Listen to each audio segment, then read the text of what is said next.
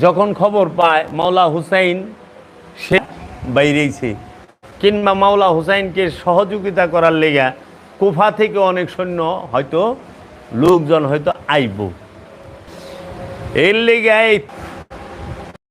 ছিল অন্য পাঠাইল কেন এজিদ।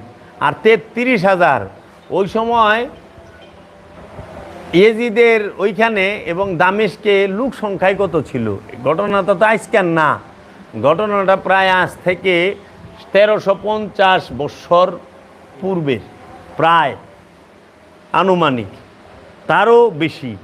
তাইলে এত বছর আগের ঘটনা, ওই সময় কতজন মানুষ আর হবে? বর্তমানে ওই অঞ্চলের জনসংখ্যা কত হিসাব করলে অনেকটাই বের হয়ে যায়।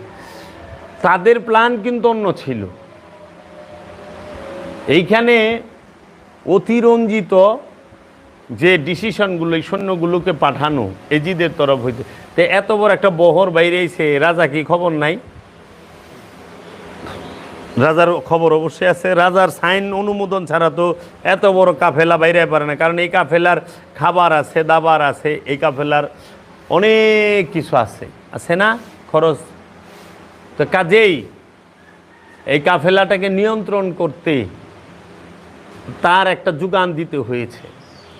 মাওলা হুসাইনকে শহীদ করল কেন? ক্ষমতা লোভে, ক্ষমতাবান হওয়ার জন্য, ক্ষমতাশালী হওয়ার জন্য।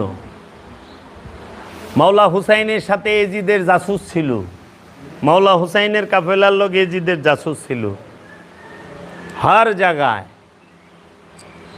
তাইলে এখন ওই এজিদরা বিভিন্ন অপকর্ম করে কারবালা তো ঘটাইছে, এখন কারবালা ঘটাইছে মানুষের সামনে তো মুখ দেখান যায় না।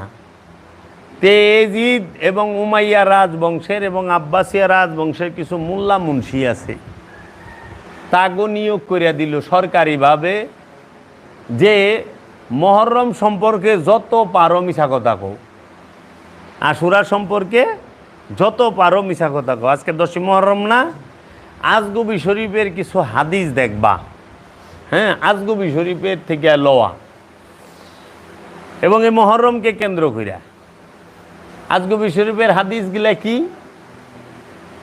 এই আশুরার দিবস, 10ই মহরমকে তারা বলে আশুরার দিবস। 10ই মহরম কি? আশুরার দিবস। আশুরা কি বুঝাইতে চায় আমাদের? বুঝাইতে চায় এই আশুরা 10ই মহরমের দিনে আল্লাহ রব্বুল আলামিন এই পৃথিবী 6 দিনে তৈরি কইরা